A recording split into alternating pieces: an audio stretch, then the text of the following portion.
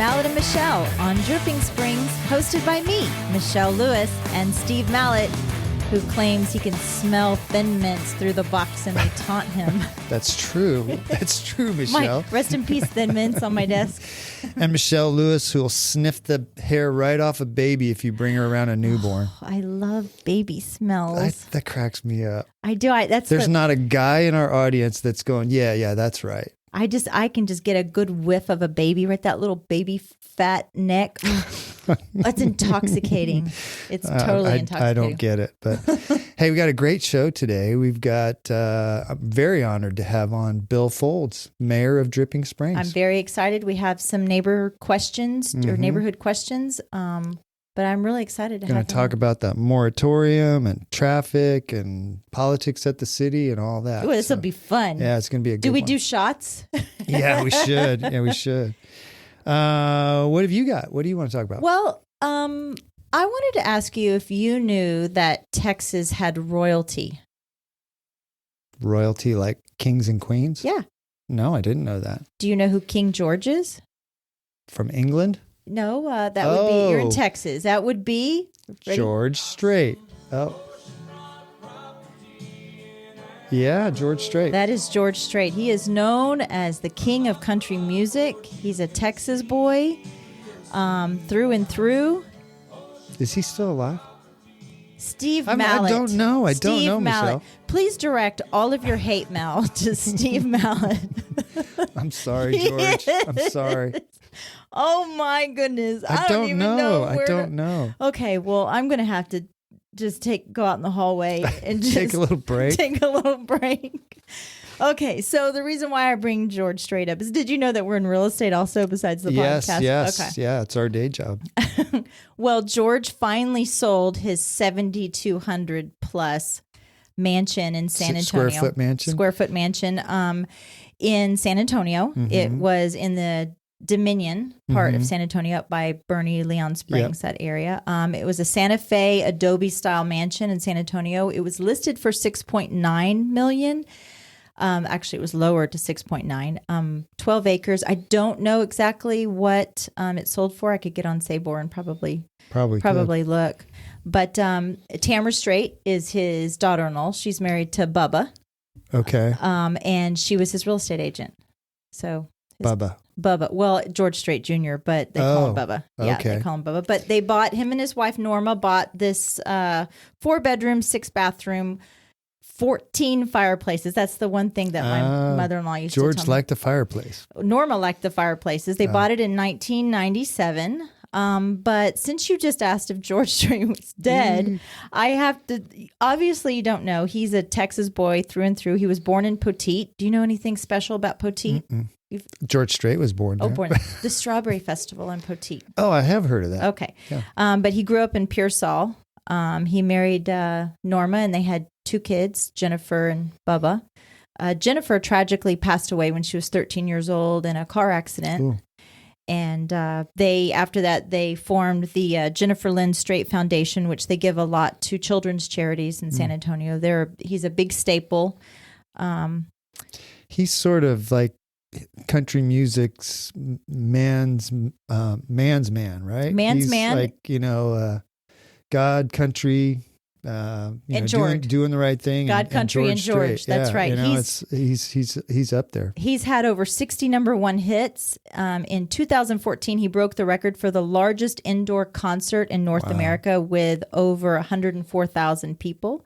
And he has sold over 100 million records worldwide, making him one of the best-selling music artists of all time. That doesn't surprise me at all. His musical influence was the Beatles when he was growing up. Really? Yeah, believe it or not, the Beatles. He's a hell of a musical talent. Well, he was, and he is alive. Oh, I was just going to say, you haven't answered my question yet. Is he still alive? He is still alive. Good for you, George. He actually served in the military. He was in the Army, so he's a big supporter of military. How old is he now?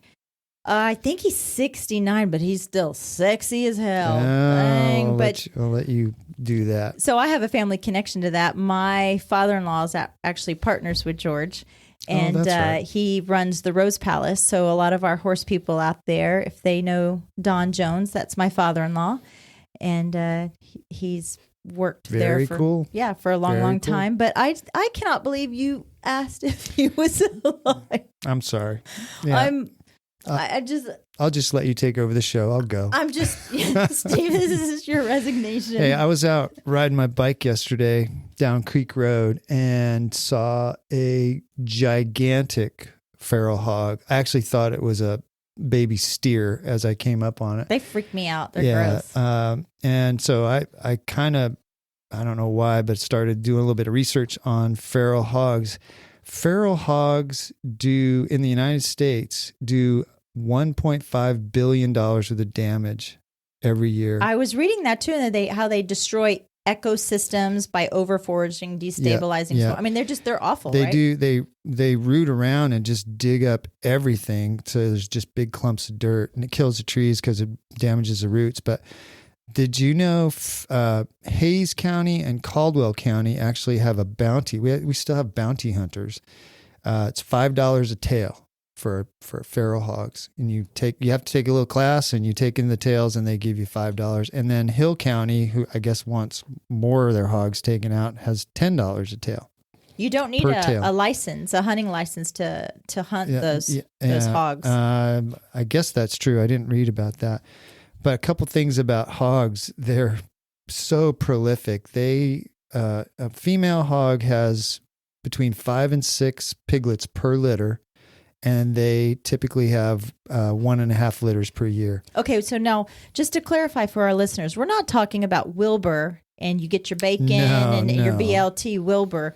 No, we're talking about big, mean, nasty. They will attack you, kill your animals. There have been instances, the typical male can be 300 pounds. There have been instances where these things are 500 pounds. And they'll run through fences and do all kinds of damage. They'll attack dogs. They're vicious. Todd and I almost hit one coming back from Hayes City store a couple weeks ago. Literally just ran right out in front of us, and that would have just destroyed the truck. I know. mean, it was they're awful. Huge. Yeah. They eat just about anything. They're omnivores, so they'll eat plant and animal material. I mean, there are more and more of them around, and they're causing more and more damage every year. I hear you're not supposed to eat them though. People do. What I've heard is when you're hunting them and you kill one, and you go up next to it, they just smell awful. Ugh. And they're usually covered in ticks and fleas, and they're just disgusting animals. So when you kill them, I wonder what they do with them when they kill them, and they're not going to eat them. A lot of them just leave them out there and let the scavengers take care of them. I sold a ranch once and was driving around on the mule looking at the property and saw all these carcasses, and I said, "What are all those?" And they were hogs they had just shot and left them there, and the coyotes and raccoons and all that ate off of them. I've seen video where I think it's Texas Game and Wildlife where they will trap them or they will put them in some sort of pen. Mm-hmm. They encirculate them. Yeah. Did I just make up another word? You did. You made up a Michelle word. I think it is. Encirculate. Encirculate. If I even do the hand motions, it makes sense. Yes. Encirculate. But yeah, they're gross. So. And then they'll shoot them, or sometimes they gas them. But I found another article that's kind of surprised me, because I know there's some people out there probably listening that are like, man, they kill those hogs. They're animals. They deserve to live. And there's actually a federal program through the U.S. Department of Agriculture called Wildlife Services. And last year, this Wildlife Services killed 1.75 million animals in the U.S. So this is the federal government.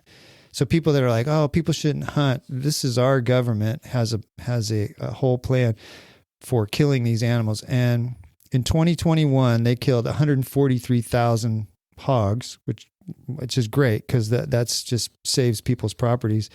They killed over 1 million European starlings, mostly by gassing them. What's a European starling? It's this invasive small bird that I guess is doing some damage.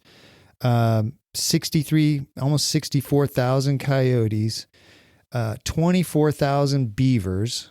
There's a bunch of listed here. I'm trying to find the ones that people... Not a beaver. Yeah, beavers. And they... 324 gray wolves, 433 black bears, 200 mountain lions, 605 bobcats. This is over the United States. This is over the whole United States. But some of them, the animals are killed accidentally because they use traps, and traps, they don't discriminate. If it's a beaver steps on it gets a beaver. If it's a coyote steps on it gets a coyote. Mm-hmm. But then a lot of them, they use these M44 cyanide bombs to kill certain animals, and those, they're not discriminative either. I'm sure there's a whole science and reasoning behind all of it. I don't know enough about it to agree or disagree. But. I think it's man's way of trying to control the environment to his advantage. But, when I lived in California, we used to ride our motorcycles out in the desert, and there's a story going around that these desert tortoises used to migrate across the desert, and people on motorcycles, when they opened it up where you could ride out there, these tortoises were getting killed by people in four-wheelers and motorcycles. And so the government, in their wise ways, infinite wisdom, built this little wall that was about, 1.5 feet, 2 feet tall, that was just tall enough you really couldn't ride your motorcycle over it, to protect the tortoises from the riding areas. Uh-huh. And what ended up happening the first time there was a tortoise migration, all the tortoises migrated towards that wall, climbed up on the wall, and fell over backwards and baked in the sun. Oh, that's... So the government, who was trying to protect these animals, killed thousands of them. And then the next year they tore the wall down. But it's like, that's a happy little story. I'm Steve. just, I just think it's a slippery slope when we try and control animals. I mean, I understand it needs to happen, but it's, every time you kill one animal, it affects another animal. So yeah. Well, we're having, I know we talked about this a couple of episodes ago. We were having a real problem of coyotes in High Point. Mm-hmm. And I know several household animals have been killed, and I know we're encroaching more and more on their territory. But we talked about that. Remember, we encroach on their territory, but they also come to where we are because we have so much food available for them. A coyote, it's a lot easier for a coyote to drag out your trash than it is to chase down a bunny rabbit. Well, I tell you, with this predicted, quote, food shortage we're supposed to be having, I may be going into a coyote tent. I know, yeah. Some of those hogs might look pretty tasty in a little while. I know. That's just getting nuts, isn't it? Hey, colorful Texas sayings. Like, it's better than poking the eye with a sharp stick. You've heard that one. Yeah, my grandfather used to say after a meal, he would say, good groceries. Good groceries. Yeah, he wasn't say that was good. He's like, those are good groceries. There's a whole bunch of them that I'm sure most of our listeners have heard. That's close enough for government work, which means, it wasn't done very well, but it'll do. I like the he was born sorry. He was born sorry. I like this one for boastful. He can strut sitting down. Oh, how about he's knee high to a grasshopper? Have you heard that? I have heard that one, yeah. How about dishonest? So crooked if he swallowed a nail, he'd spit up a corkscrew. This one's appropriate for Dripping Springs. They're as fast as small town gossip. That's a good one, yeah. Fast. How about also for dishonest? She's more slippery than a pocket full of pudding. A pocket full of pudding.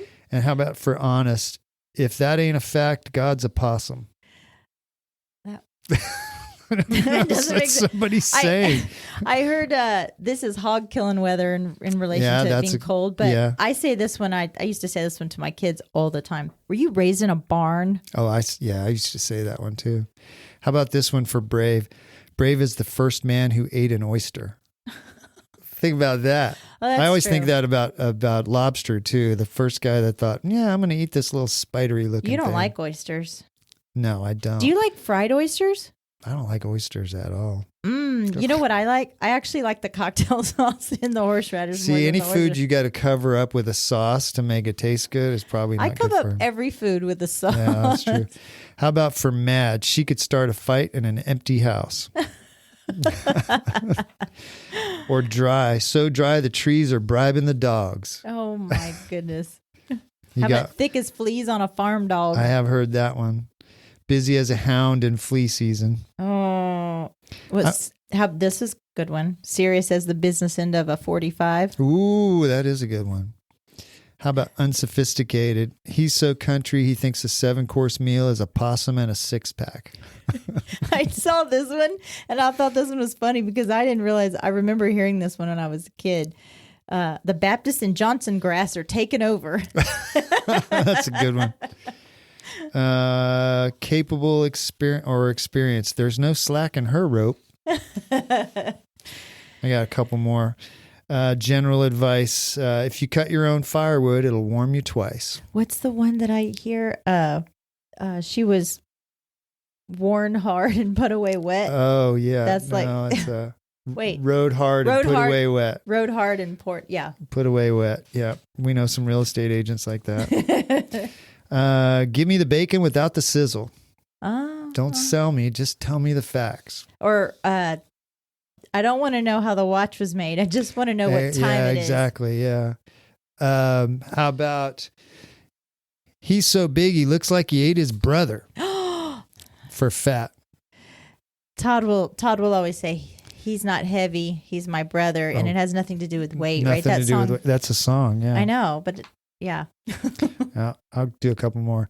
Crazy. He's overdrawn at the memory bank. I hear you clucking, but I can't find your nest. I don't know what that one means. These are like Texas cut downs, right? Here's a couple for poor. If a trip around the world cost $1, I couldn't get to the Oklahoma line. If you break your leg, don't come crying to me. That's it. He's too poor to pay attention. I heard that one before. And one more for hot, which we're going to have here pretty soon. And we just kind of skipped over spring, it seems like. Hotter than a fur coat in Marfa. Oh, Marfa, Texas. Marfa, Texas. It's probably 90 degrees there today. Well, we're going to take a little break and get Bill Foulds, Mayor Foulds, in here and talk to him about everything going on at the city. So sit tight and we'll be right back. Talk to you then. This show is brought to you in part by the Mallett Integrity Team, serving Dripping Springs, Austin, and the surrounding areas of Central Texas since 2004. When you need the best real estate advice and service, give them a call at 512-829-2062 or email them at mallettintegrityteam.com. All right, welcome back. We are here with Mayor Bill Foulds. Thanks for coming in, Bill. Absolutely. I appreciate y'all asking me to come in. We're actually honored to have you here. It's we feel like this is a little feather in our cap to get you in here. So tell us when you moved to Dripping Springs. We moved out here, my family moved out here in 1995. Okay. And built a home over in the Woods subdivision. Okay. Off of 150, yeah. Mm-hmm. Yeah. And where'd you move from when you came in 95? I was born, raised in Austin. Oh, okay. So. Okay. And you have a business in Austin. We were just talking about your morning drive up to North Austin. Right. I own Deep Eddy Rug and Carpet Cleaners, the oldest cleaning company in Austin. That's awesome. That's great. How long has it been around? 1957.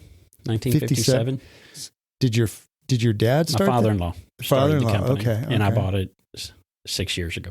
Okay. Are you guys? I bet you're as busy as you could ever be, huh? We're just like everyone else. Yeah. If we had more labor, we could do a lot more work. Yeah, it seems to be a common theme these days, doesn't it? Yeah. And then now you're the mayor, and how long did you serve on city council before you became the mayor? I was first elected in 2001. Okay. And was city council member for about the first 10 years. Okay. And then became mayor pro tem and was mayor pro tem for the last 10. And then I just won re-election for mayor. Yeah. No race. Congratulations. Why did you decide to run for city council in the first place? Mike Furley talked me into it. For those of y'all that know Mike, he asked me to run, and I ran and ended up winning. That's great. So mayor pro tem is like vice president, kind of? If whoever the mayor is steps down or something happens, you automatically become mayor? Is that No. On our form of government, the mayor pro tem fills in for the mayor at any meetings. Okay. And things such as that. But if the mayor steps down, council has to elect a new mayor, or we go out for a special election. Okay. And right now, Talene Manassian is the mayor pro tem. She is. Yeah. Talene's great. We love her. Yeah, she's super fantastic. Everybody loves Tommy. Yeah. Can you not? Yeah. Her dad's a hoot too. You probably met her dad, George. I know George very well. And Monique. Yeah. Yes. Yeah. I guess you can't be around him without knowing who he is. Well, let's talk about the moratorium. I know that's a big thing going on right now, and everybody's asking about it. It seems like a lot of people don't quite understand what's happening over there. Tell us about how this moratorium started and where we are right now. The moratorium, I have advocated for a moratorium for the last several years, and the former mayor, he even wanted to have a moratorium. We've had two others. There was a banking one, right? There was a banking one. A pizza one? No pizza. But the laws and regulations from the state limit greatly now what you can have a moratorium for. And you have to show a true need. Obviously, wastewater is a major issue for us right now. So that encompasses mainly our city limits. So the moratorium on the city limits, I anticipate it staying around a little longer. The moratorium in the ETJ will probably end it will end the middle of May 15th. And is that because state law can't go on any longer than that? For the reasons that we have it, yes. Okay. Which are what? For comprehensive planning, we established a comprehensive plan in 2016, and we anticipated growth. Obviously, no one was prepared for what really came in the last 6 years. And it was on a shoestring budget. The city was much different then, as everyone's aware. And the comprehensive plan was very compact. That plan is used to try to project what future businesses and developments will look like as far out in the ETJ as we can go. And in this instance, Creek Road was not even included on our last comprehensive plan. And now I think most people see what's happening on Creek Road, and that's a half a mile from City Hall. That's true. You're talking about that section from Pioneer Bank down to Roger Hanks Parkway. Yeah. Yeah. That little area is booming. There's all kinds of things happening there. Right. And so we want to have this comprehensive plan done. It's going to take longer than the moratorium before we get it done. We're actually having a kickoff meeting to just meet the contractor that was hired. And unfortunately, I can't remember his name. That's okay. But we're going to have that meeting this afternoon and start the process in earnest. We're going to have a 12-person steering committee that's made up of citizens of both the city limits and the ETJ. Okay. And they're going to be working to kind of drive the boat in conjunction with the public meetings that will be held, where I hope we get residents of both the city limits and the ETJ to come out and give us their input. So what kind of end product do you get? What's this plan look like when this is all finished? It'll be a pretty detailed plan. It'll be much more detail in the core city limits area. And then it will, as we get further and further out, it'll be less concise. But it is also a document that we can refer to through all of our open meetings. And if we have someone come in and say, I want to put in an apartment complex, well, our planning and zoning will look at the comprehensive plan. Okay. Actually, our staff will look at it first and say, that area has really not been identified for that. Let's have another conversation and see. So a major part of it is the actual zoning for different parts of Dripping Springs? I hate to use the word zoning because zoning encompasses many, many uses in that zoning. Okay. But it will give us an idea of what. The other thing it will do, even in our ETJ, it'll give us a better idea of the density. Mm-hmm.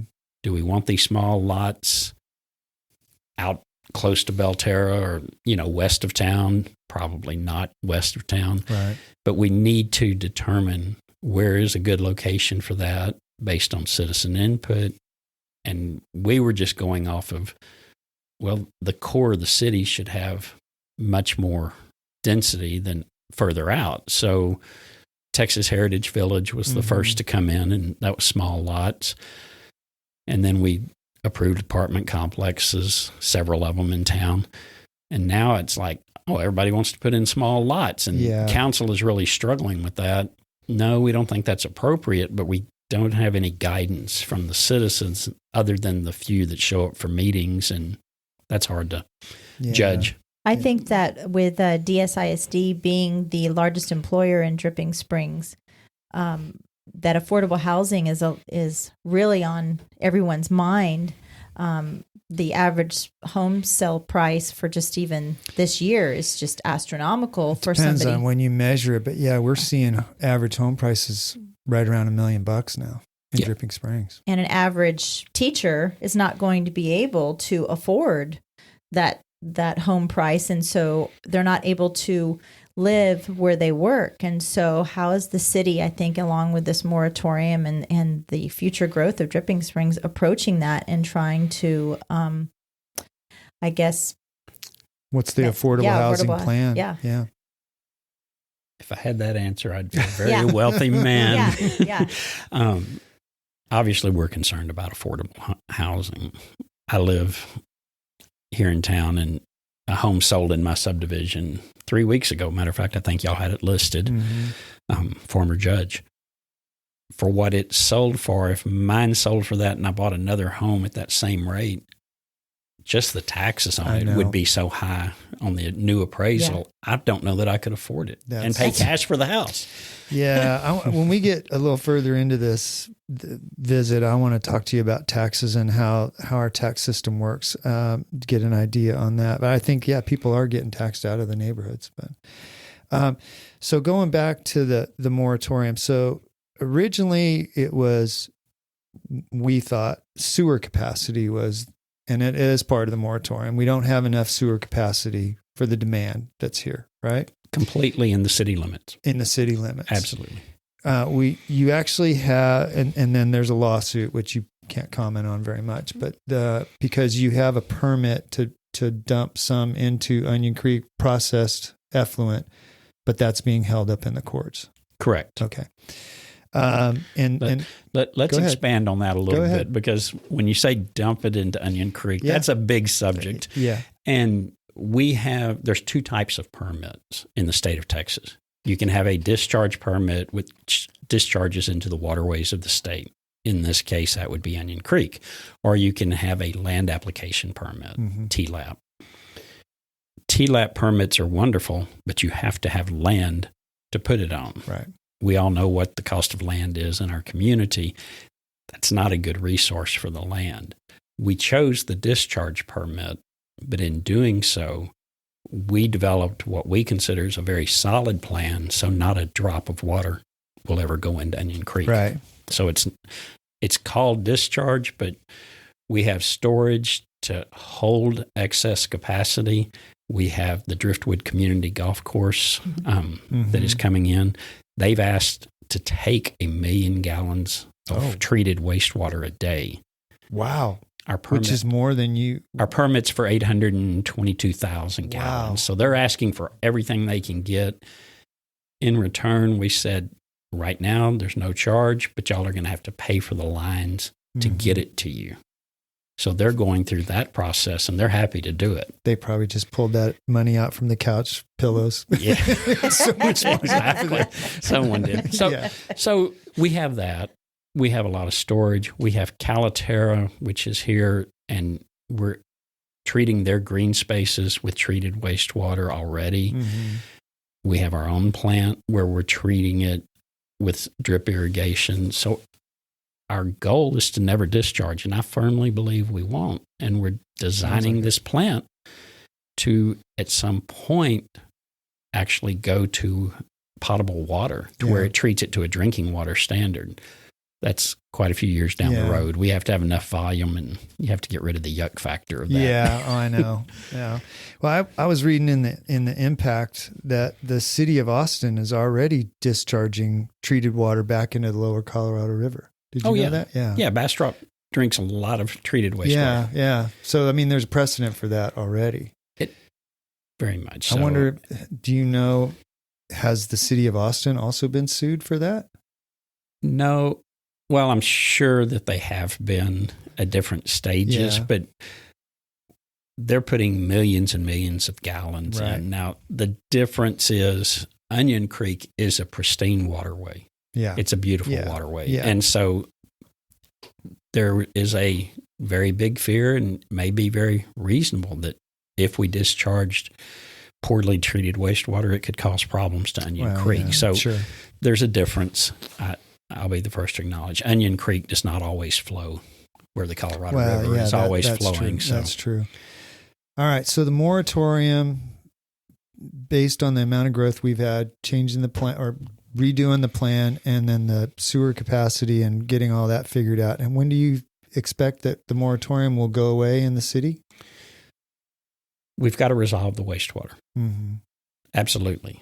We have enough capacity to handle what's on the books and what we have approved. We have development agreements with those different developments to where they have to provide for their own wastewater treatment if they can't come into our system. And we have alerted those subdivisions, you got to go to your alternative method. So what is taking so long? I mean, if you have to solve the problem, what's the holdup? Is it the developers? Is it what is it? The state of Texas prefers regional plants. They would like to see one plant take care of a whole community or area. And that's just how the state operates. So we have been trying to adhere to that. So to get a permit big enough, it's going to be 882,000 gallons. That permit is held up in litigation by one group. We settled with numerous groups, had great settlements, and I thought we had great discussions.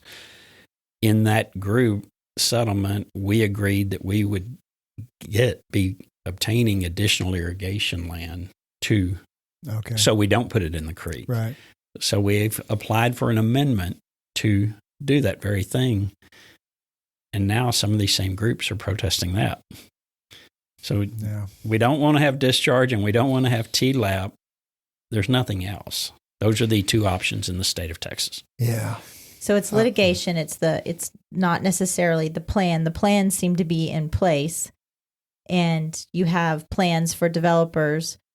It's the fact that it's tied up in the courts right now is why it's taking so long. And so the moratorium is continuing to be extended due to the fact that it's still in the court system. Correct. Is that right? Okay. Correct. And I'll make a comment for me, and I know you probably can't comment on it because of the lawsuit, but I would think that some of those groups are doing this just to stop the growth. That's their only method of stopping the growth, but one way of doing it. That's an interesting perspective. If you can comment on it, go ahead. There's a certain amount of that, absolutely. Yeah. There's also a difference of opinion on the education and how well we've been able to message it, and we're doing our best to try to message the right thing. And so that there's a little animosity going on off and on. Oh, but, I'm sure. Because of this delay, as an example, less than a half a mile from where we're sitting, or maybe a mile, a wastewater plant just got approved in January. Really? With TLAP, with no one contesting it. Oh, scratch your head on that one. Yeah. Well, trust me, Bill. I scratch my head on a lot of stuff these days. I don't know what people is are that really because it's a small plant that won't impact. Why? I don't understand why they wouldn't be out after it. I guess maybe it's a visibility thing. It's one of the subdivisions that's approved. Mm-hmm. We told them if we don't have our TLAP or our discharge, you're going to have to build your own plant. So 6 months ago, we told them you better start. So they permitted and got it approved. Wow. And there was no comments from anyone, no citizen input. Jeez. Does the moratorium affect people outside of the building moratorium? I mean, does it affect the average homeowner in Dripping Springs? In some way, does it impact them at all, or is it just new growth, new development, new builders that are coming in?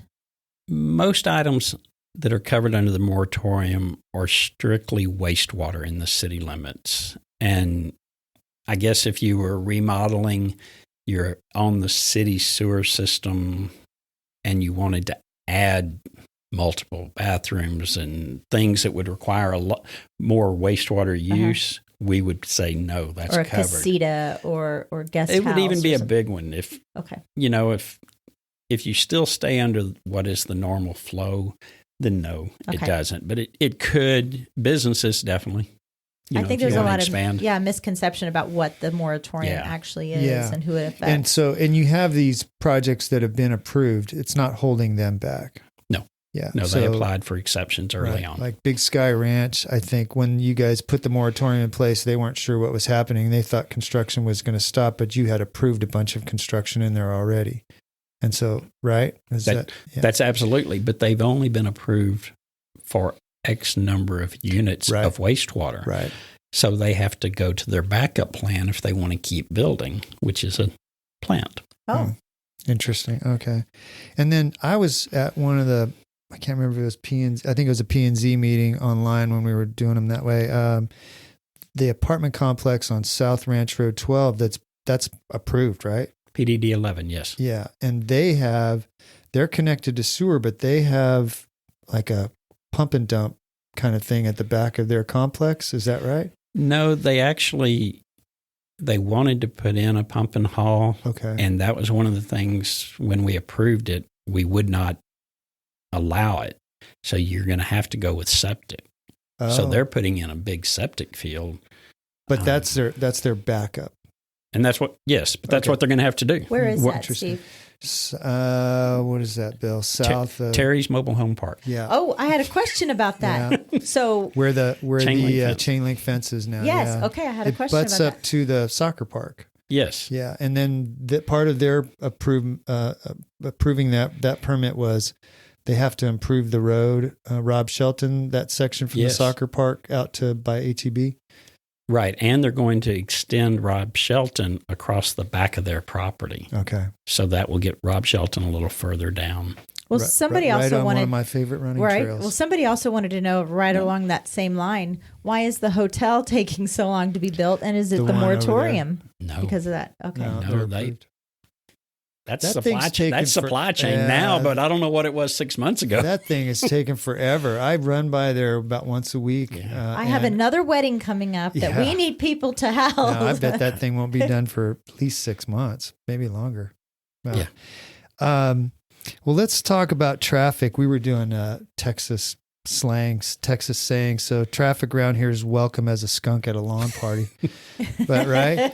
So traffic, obviously it's terrible. I live where I can see 290 and right here in the center of town, and it's never good anymore. At 4:00 on a Sunday afternoon, it's backed up. So what is part of this comprehensive plan to deal with traffic?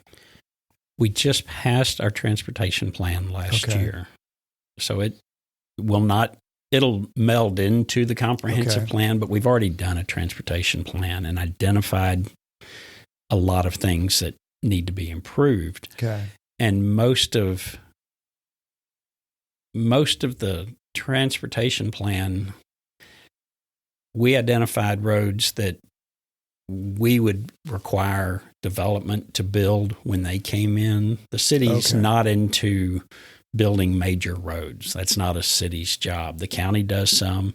TxDOT is who does the roads, 290 and 12. So we have very little control over those. And I hate to say we give up and throw our hands up and TxDOT does what they want. TxDOT is involved in our transportation committee. They come every month. They give us input on things. And so they're working with us.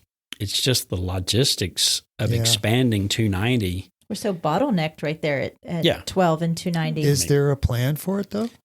The funding has been approved to start looking at it. But that's the funding to study it. Exactly. What about this road up here on North Ranch Road 12, just a little bit on the other side of the road, a little bit south of the Methodist Church? Is that road going to connect to, was it Roger? It'll connect to 290. Oh, it'll connect to 290. Okay. It'll be Roger Hanks. But yes, that is how we do our transportation plan. When that's the Heritage subdivision.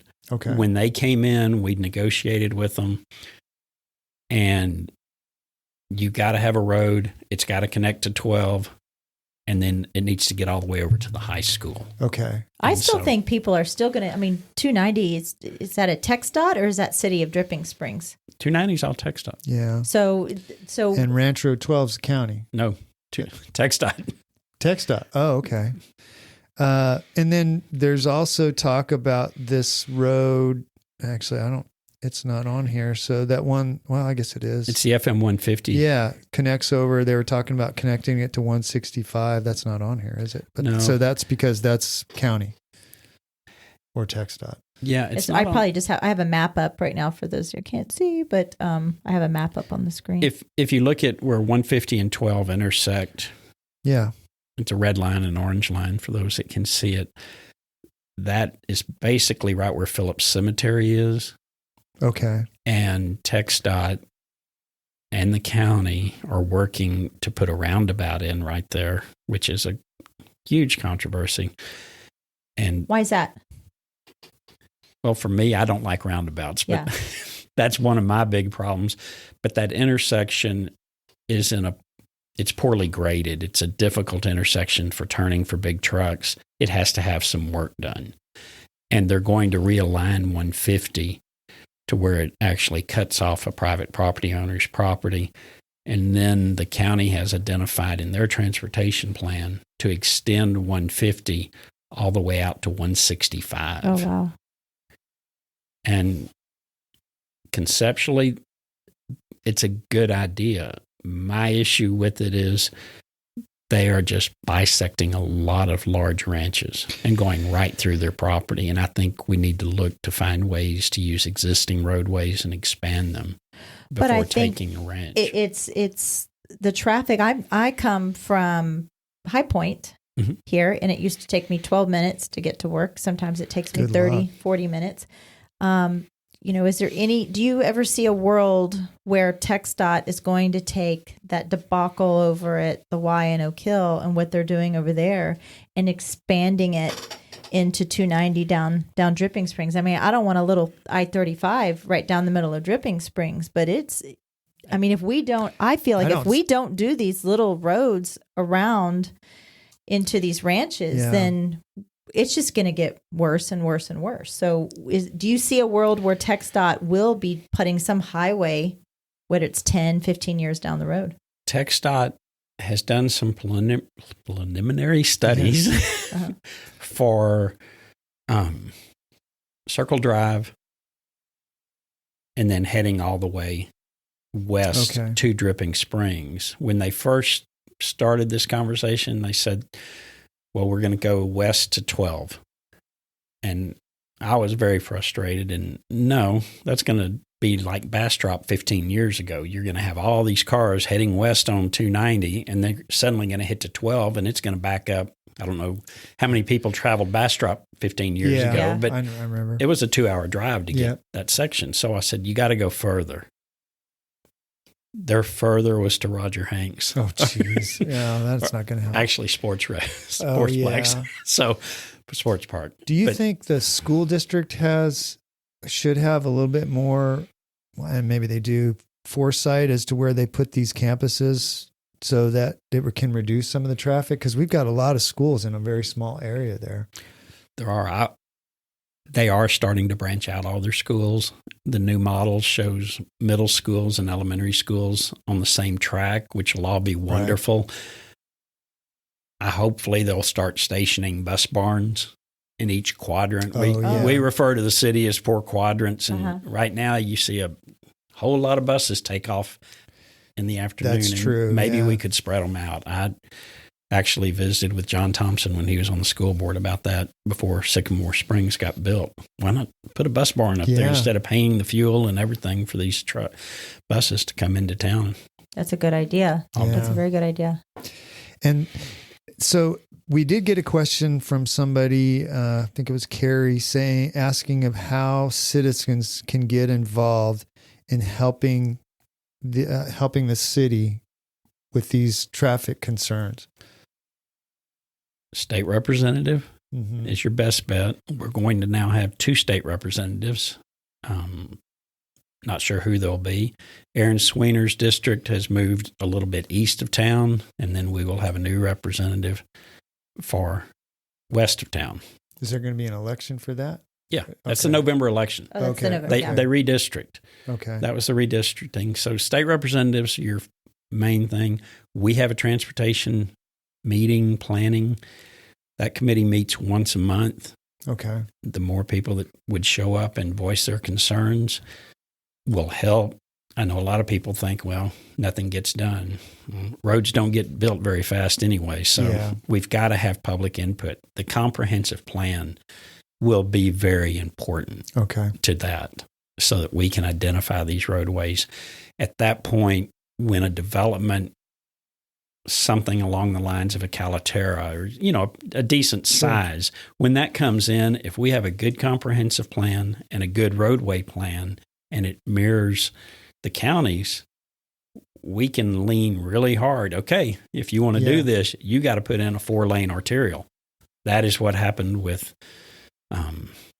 Annering when it came in the hill track. Okay. And so when it develops, we have got it laid out to where you'll go from 290 just east of Dairy Queen. Okay. And you'll be able to turn north on this new road, and you'll go all the way out to Ranch Road 12 past the elementary school, DS Elementary. Oh, really? Okay. And that's going to happen in the next 10 years probably, which is in short term for roads, but it's not soon enough. Yeah, it's scary to think. How much worse before then? I was just thinking that, if the population increases 50% in the next 10 years, which it might increase more than that, right? Where do we go? Just the red tape and the holdup, just in general, in 10 years, you're probably going to need another plan for another 10 years. Yeah. Well, and you're constantly redoing your transportation plan based on growth. I think you asked her question, but this was the full question. Due to our unprecedented growth, is TxDOT moving up their plans on expanding our roadways within Dripping Springs? If not, who is the direct liaison within the city whose job it is to coordinate with TxDOT? Lastly, what are they requesting and how can we help? That was the whole. So if somebody had traffic questions, who do they contact at the city? The Transportation Committee is the first. Okay. Aaron Reed, who is our Public Works Director, he obviously will visit with people about this. We will be in our city council, the mayor can appoint a council member to oversee different areas. Okay. And so we're going to be redoing that in May. We will be getting a new council member in May. So I'll be looking at each of those and appointing new council members to that. Okay. Travis Crow, who is chair of the Transportation Committee, he's coming on the council. Okay. So he may end up being that person. Jeffrey Tawawa's doing that right now. Jeffrey's very active in our ESDs, so he's very cognizant of what we need for roadways to, make sure it's safe. Yeah. That was one of the things that none of the people in the city council or you receive any kind of financial compensation for being. That's a pretty big calling, Bill. Yeah. So, why do you do it? I enjoy it. Do you? I really do. It's frustrating, and I get very, very frustrated. And our city staff is really wonderful. Yeah, I mean, they are. They're great people. And when I started, Michelle Fisher, who's our city administrator, I started on the Parks Board. Actually, she was an intern. She hadn't even graduated from college, and Ginger got hired right after that. And they were the only two employees. Wow! In '98, we had 2 employees. And now we've got 45 plus or minus. Wow. Was John the third one? John Thompson? Rick Conway. Oh, yeah. He was a architect, engineer. That's right. Yeah, he was the actual city administrator. Okay. And then Michelle came in and she became city administrator. Do you think that the city council and or the mayor will ever be a paid position? That's something the council can actually vote to pay the council members. Yeah. And Todd Purcell and myself, we always said, not while we're on council. Yeah. I don't want to take the taxpayers' money and spend it that way. I respect that. As long as we can get good quality people to volunteer their time, then I don't see the need for it. And you do. You've got a lot of good quality people there on city employees and city council and in all the different committees and commissions. Yeah, no bad, crappy people on. Yeah, that's right. Do you fear? I fear this, even though I don't live in the city of Dripping Springs. I live in the ETJ. But do you fear that the charm of Dripping Springs is being lost due to the traffic issues? It's definitely changing. Yeah. And everything changes with time, but we're trying to preserve it. Yeah. Right. We're trying to preserve as much as we can. That was one of the things 12, 15 years ago when we built Dripping Springs Ranch Park and that building. Todd had this vision for it, and I looked at him like he was an idiot. We're not going to have that many people with horses and cows and blah, blah, blah. And he said it's a lot more than that. And the facility will be more than that, Bill. But I want to preserve the rodeo, the ranch, and have that atmosphere. And that was his vision. And got to give him credit when you see it on the weekends, and it's booked out just like the wedding venues a year in advance. Oh, yeah. That place is very heavily used, and it's a great facility. Yeah. Yeah. I feel like the one thing when I go to either Buda or Kyle, other Hayes County little small towns that, I've lived in Austin, going on 25 years, maybe, something like that. The Austin area. And I think that Dripping Springs town central, just downtown, just doesn't have the like Kyle or Buda. And so what are we doing to kind of draw? Look, Founders is coming up in a couple of weeks into the month. And we have a huge, how many people are we expected this year, do you think? Just overall. I'm afraid of how big it's going to be. I think it's going to just be like something we've never seen before. I think so. I think so as well. We're going to have a booth out there, and I think so too. But I just think, this is our time to shine. I think that we've done a really good job with that little Mercer Street area back in there. But what kind of plans are with that downtown area? There's a lot, and we established 3 historic districts, which you're familiar with, I know, and we also established the TERS, tax increment reinvestment, and those tax dollars are being used to reinvest in that very area that you're talking about. The next project on the list is Old Fitzhugh. Yeah. So it will be redeveloped. There's plans for trails, walking, to try to get some of those homes up and into small businesses, the ones that want to. When I moved out here, Mercer Street, the only thing that was on Mercer Street was the post office at that time. I believe it was already there, but it was kind of dead completely. Yeah. At least now we're seeing some life down at Mercer. You go down on a Friday afternoon, Saturdays, there's a lot going on. So you're right. It's not Kyle, it's not Buda, but that's a good thing. Yeah, I get that. I mean, I've been in many a times been into the Masonic Lodge there. And that little building just needs some love, a lot of love, inside, outside. Is that part of the TERS? That it's located within the TERS, but that's owned by the Masonic Lodge. And they will not sell. No, they will. They're holding on. That's okay. Yeah. But so part of this huge population growth is I remember the crime logs in the paper back when I moved here in 2003. It was like cow in the road, and now we've actually seen some real crime here. At what point do you think Dripping Springs would deserve a police department?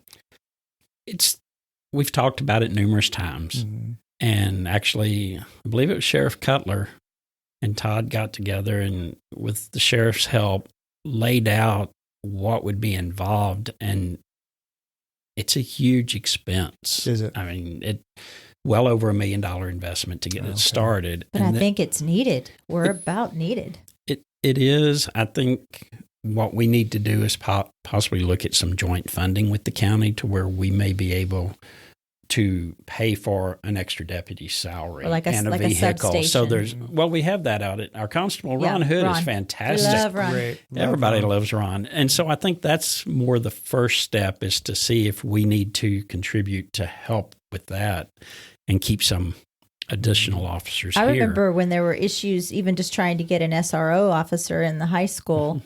There wasn't funding enough for that. But I know that High Point and Belterra, especially in the summertime in the ETJ areas, there's been car break-ins and cars being stolen. Yeah, it's a different town now. Well, but let's segue a little bit over to ETJ. Yeah. Because your example of Belterra and High Point, if we have a police department, you'll never see them.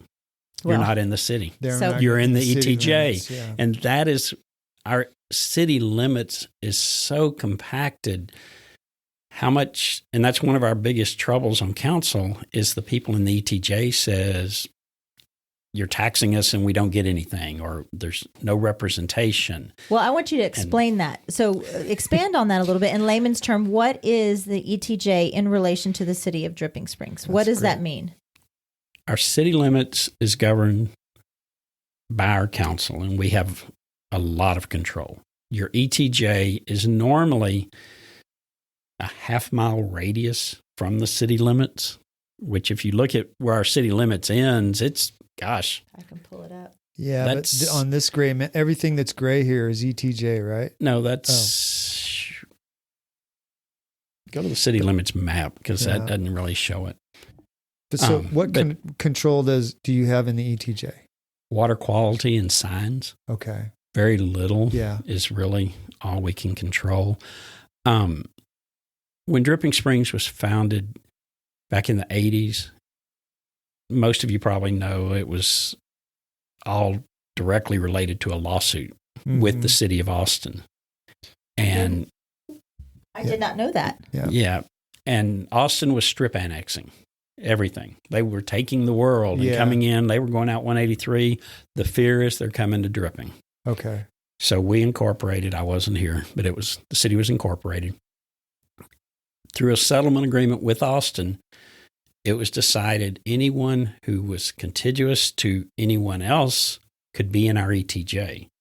So our ETJ developed all of these ranches where we don't want Austin. So we ended up having the largest ETJ for a city of our size in the state of Texas. Oh, my gosh. It goes all the way out to the Salt Lake. Not quite to the Salt Lake, but out to 1826.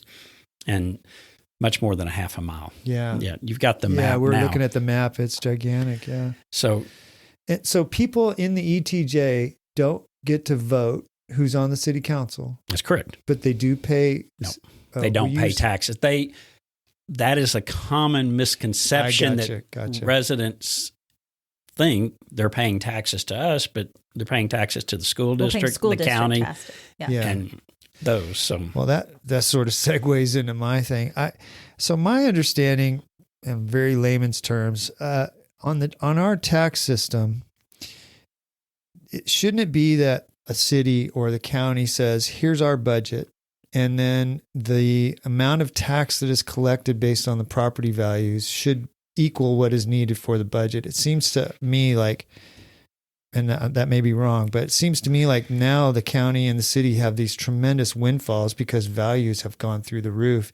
And is it just that now the county just spends more money because they got more money? I feel that way at times. Yeah. And in our next budget, I've asked our staff, budget what you need. Yeah. Really what you need. I don't want you looking at property values and trying to guess how much more we're going to have. Yeah. Give me a real list of needs and give me another list of wants. My son, who's now 40, said that was one of the best classes a teacher taught him in Dripping Springs, needs and wants. Yeah. And let's get clear about what do we really need. Sure. And right now our citizens are really asking for a lot. We're putting sidewalks on both sides of roads and bike lanes, and those are all expenses. Sure. And overall, they're good. I mean, you're a runner. You like to go out and run and have good trails and things like that. Our dark skies, it's a little more expensive to comply with, but it's not prohibitive. But it keeps the character of Dripping Springs. No, without a doubt. And part of that is trying to maybe what you were saying earlier about getting another deputy or paying another deputy's salary out here. Because I think at one time I heard from Sheriff Cutler that at any given time there's only 2 or 3 deputies that are assigned to our area. Is that right? 2 to 3 deputies, and then we have a couple of constables. So there's 4 to 5 in North Hayes County almost all the time. They're funded by the county. They're funded by the county. So, and the revenue for the city is sales tax revenue and property taxes. Is there anything? Development fees. Development fees, yeah. And the development process, so somebody comes here to town and they buy 2 acres and they want to build a RV park. No, let's say an office building. Oh, yeah. Right. Yeah, it might be an RV park, but they want to build an office building. Just what's the step-by-step process for that? And I can't describe it totally. Okay. So it's not just step 1, 2, 3, 4, 5. It's more convoluted than that. If you walk in and say, I want to do this, and you have some plans, you set up a pre-construction meeting. Okay. And from the pre-construction meeting, and it's probably a $250 fee to have that meeting. It's not a huge amount. From that meeting, you will garner the whole step-by-step process and this looks like it's doable, you're zoned correctly, and things such as that. And it'll move forward based on that. Okay. Are you able to pick and choose what businesses that you want to approve? Like I remember, when was this, Steve? A couple of years ago, I remember when they wanted to put the not AutoZone, something over where Creek Road Cafe used to be. Remember that's actually one of my questions. So the city can't, if a business comes in and they meet all the requirements, the city can't say, we don't want your kind of business. That's the only business I believe that you can do that on is sexually oriented businesses, and that's the only one. But the auto parts place, correct me if I'm wrong, Bill, that was because the Creek Road was in the historical area? Is that right? Yes, it was. Okay. So, and that was why the city didn't approve that or didn't want that. That was one of the reasons, yes. Okay. So if, let's say ETJ wise, and there's the running joke on Dripping Springs Neighbors that anytime someone says, ooh, what are they building on XYZ road? Someone always smart ass, and it's usually me. Walmart. Walmart is. So if you could have, not necessarily in the city of Dripping Springs, one store, whether it's big box or something like that, or restaurant, come out here, what would you like to see? I know a lot of people, because we have a lot of people coming in from the West Coast, is Trader Joe's. People are wanting this Trader Joe's. I know we're getting the HEB at Nutty Brown. But, I think I tell Steve, I really think in this area, I need a place where I can go buy some underwear, a birthday bag, and a present. So, Bill, which one so you want Target. What do you want, Bill? I don't want a Target. Academy. Actually, that's been talking about for a long time. Yeah. I think we got a long ways to go before we get an Academy. Cabela's is worth the drive. Hey, I'd be happy with a TJ Maxx or a Marshalls. No, I don't want to have a lot of big box. It's obviously needed, especially as traffic gets worse between here and Dripping Spring, or between here and Austin. Yes. Yeah. We've got to keep people here and not on 290. That is what we can do. Yeah. And it's getting people comfortable with seeing some of this new commercial development coming in. But it would be helpful because you're not having to jump on the highway, That's a good way to look at it. So the more, if you were to have a Target here, then that's less people out on 290 headed down to that Target down at Mopac. It's an interesting one. Yeah. Hamilton Pool Road. Yeah. It's kind of funny because when I moved here, and I think when you moved here, Michelle, we had Super S. We didn't have an H. Every time you wanted to do any big shopping or go out for dinner, you drove into Austin. Now we've got HEB, we've got Home Depot, we've got it's also 15 finding good restaurants. Employment or employees too. But the point is, there's a lot of places now to stay in Dripping Springs. There's a lot of reason to stay here, and that's a great thing. It's wonderful, and I think actually Fresh Plus was here or before. Oh yeah, that's right. Before Super S. Yeah, that goes back. So I've got just a couple of random questions, and we can talk about real quick. Wait, can I ask a super quick Go question? ahead. So in the ETJ, do they fall under the dark skies ordinance or whatever it's called? Or is it because we're in the ETJ, we don't fall into that? You do not fall into it, except that most subdivisions that are built in the ETJ are done through development agreements. Okay. And it will be in the development agreement. Oh, gotcha. That's some of the leverage we have to get. They want something. Okay, we want this. And one of those things will be the dark sky. Gotcha. Every time. But good question. On our ETJ, and I emphasize this at any time I get the chance, we consider ETJ members Dripping Springs. Okay. That's the way. Do you hear that, people? Yeah. Do you hear that? You may have an Austin address, 78737, a lot of you, but that is Dripping Springs if you're in Belterra. And we do that. And we have modeled our boards and commissions to where 50% or right at 50% of every board, every commission is comprised of ETJ city limits.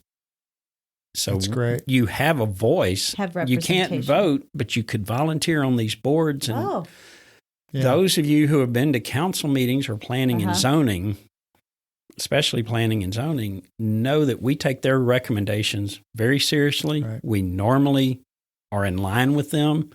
That's 50% ETJ residents made that recommendation. That's wonderful, because I didn't know that. I thought that in order to even participate in Dripping Springs city business at all, I mean, not go to council meetings, but I would have to any input. Yeah.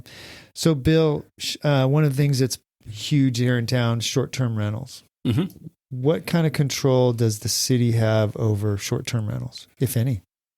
It's a blank page. We can't look at what you're doing with your residential. If it's zoned properly and it's there, it is what it is. Okay. What we're looking at right now, and it's not as a result of short-term rentals per se, we're looking at ADUs or accessory dwelling units, to where if you had a home site big enough to build another whole home, how large is appropriate for that. We were having some people come in with 2,000 square foot home and building a 2,000 square foot accessory dwelling. We talked about that in a previous episode. Are there ordinances about noise and like parties and things like that? The only noise ordinance is the county's. Okay. So with short-term Reynolds. Yeah. Burt Reynolds.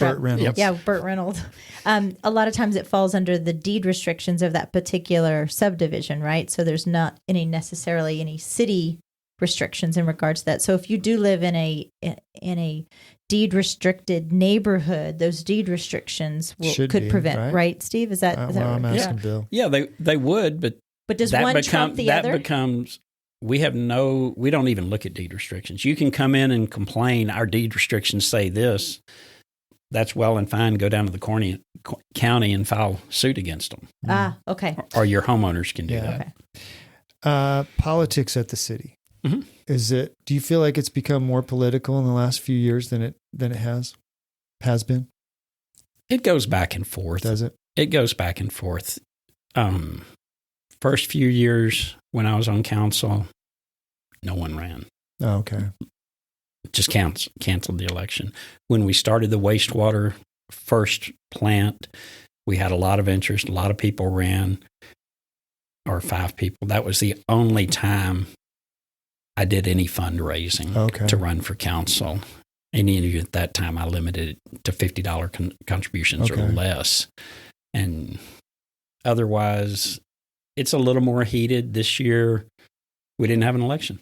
Oh, yeah. We had one person who decided they didn't want to stay on, April Harris Allison. Mm-hmm. She's a cool lady. Is she? I'm going to miss her. Yeah. But she decided she wanted to spend more time with her family, and she stepped down. Travis Crow, who was on council, he reapplied. Nobody ran against him. Wow. So you have a lot of people, I had a question, bitching and moaning, but not a lot of people. Is that your experience, Bill, that a lot of people will complain about the work that you guys do, but they don't want to offer any help or input? A lot of people, but a lot of people contribute. Yeah. They really do. And there's also just And messaging things is really difficult. That's why I was so glad y'all asked me to be here, because anytime we can get word out is beneficial. We had people this last election come in from Calaterra, and he wanted to run for city council. I'm sorry, sir, you're not qualified. Yeah.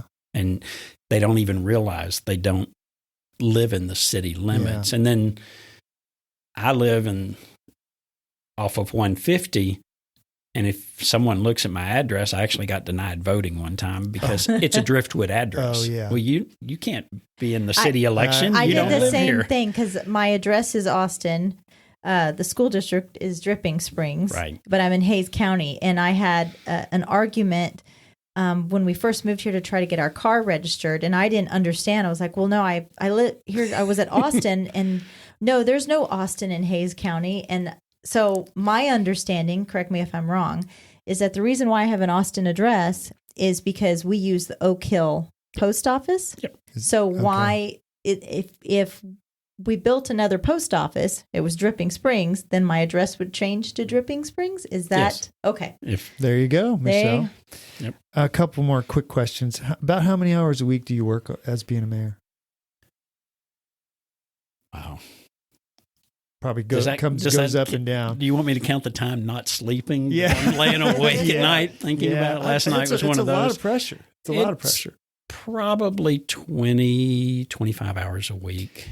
Wow, along with your full-time job. That's a lot. That's actually more than I expected, but I knew it was a lot, but that's more than That's probably more than you run a week, Steve. Not really. No, it is. Zoom has helped a lot. I do a lot of meetings online. There's something good that came out of the pandemic. There really did, because before that we were on conference phones that just they didn't work. Yeah. So probably 20, 25. I know that's what I spend. Tulane. I mean, she's like the Energizer bunny. Yeah, she is all great. over this town, and so she does a lot of the heavy lifting. Oh, good. I really appreciate all that she does. Awesome. What's your favorite thing about being mayor, and your least favorite thing? My favorite thing? Mm-hmm. Tullane's laughing if she's hearing this, because we'll make sure she listens. Getting to speak to the Boy Scouts and Cub Scouts. Really? Oh man, that's the greatest. That's cool. That is the most fun. They ask great questions, and the moms and dads are normally there, and they ask a lot of questions. So it's a really good educational thing for all of us, and I get to meet some really cool kids, and we try to get them to come up and do the Pledge of Allegiance the next meeting and things like that. That's awesome. So if we have a lot of visitors that come to Dripping Springs, a lot of new residents, but just with the breweries, the wineries, the wedding venues, we just have so many people that come from outside of Dripping Springs. What is the one thing or, couple of things that you hope that person takes away when they leave Dripping Springs? What is the message that you want Dripping Springs to them to walk away with? That we're a friendly and welcoming community more than anything else, about the good times they had. And I hope they don't leave with a lot of money. I hope they spend it all here. They leave broke. Yeah, we all. Most of us that are out here, we would have loved to have put the gate up and not let others in. Yeah. And we know that's not feasible. So I hope they feel comfortable and want to stay, obviously. But come visit. But leave and leave broke. What's funny is I hear people complaining about that this isn't a sleepy little town anymore. It's like, well, go live in Austin or go live in LA or go live in San Francisco. We're still a sleepy little town. It's not quite as quaint as it used to be, but it's still a nice, peaceful little town. It is. I joke with people all the time. Pam Owen, who's our visitor bureau, she's done too good of a job. Yeah, I mean, she has got this town jumping, and Sherry Parks helped with the moniker of the wedding capital of Texas, and look at what it's turned into. We've parlayed that into something really wonderful. That's true. Whit Hanks and what he's done out at Camp Lucy has just been such a contributor, and I think he's the largest contributor to our hotel occupancy tax now. Wow. One of the top two. Wow. Yeah, that's a nice place he's got set up out there. If anybody wants to get in touch with you, to ask you questions, how would you prefer that they do that? I've got My voicemail at City Hall is set up to go to my cell phone. Okay. So you can always, if I don't pick up, leave a message. I do have a real job. So yeah, usually you'll get a voicemail, but I do return calls. Okay. And then Foulds at cityofdrippingsprings.com, and I respond to emails. There you go. Email. Yeah. Was there anything that we didn't ask you about that you wanted to discuss? We've got a good community. We've got a lot of really good people, and it's not the same as it was 25 years ago, but it's going to get better in many ways. And I'm glad to be a part of it. I raised my kids here. I moved out here when they were in elementary school. They both graduated from high school, and they got a great education. And it's just a fun community to be in. It really is. I love it. Well, we're glad to have you on. It's one of the reasons we started this podcast, because we think it's a pretty cool place too. And such an honor to have you come to our really is. podcast. Yeah, thanks, we really appreciate it. And we hope to have you on. We hope to make this kind of not, maybe every 6 months or something we'll touch base and see if there's something going on that you want to talk about, and we'll have you back on. And we hope to see you at Founders. You going to be on a float or anything? Actually, I told Lisa Sullivan, our planning marketing person at City Hall, I said, we will have a float at Founders Day. So council members are all invited, or our city staff, but we'll have a float. And better do a good one. I'm a cooker. Oh, there you go. I'll be in the cook-off club and cooking. So we'll be doing that. And it's going to be a blast this year. It really is. I'm so excited about it. I'm glad it's back. Yeah. Well, thank you very much, Bill. We really appreciate you coming on. Mayor Foulds. Thank you very much. This show is brought to you in part by the Mallett Integrity Team, serving Dripping Springs, Austin, and the surrounding areas of Central Texas since 2004. When you need the best real estate advice and service, give them a call at 512-829-2062 or email them at mallettintegrityteam.com. Thanks for listening. If you have comments or feedback, please email us at mallettandmichelle@gmail.com. Follow us on Facebook and Instagram at Mallett and Michelle. Listen to us on Apple Podcasts, Spotify, and Stitcher. Please follow us and leave a review. Thanks again for listening.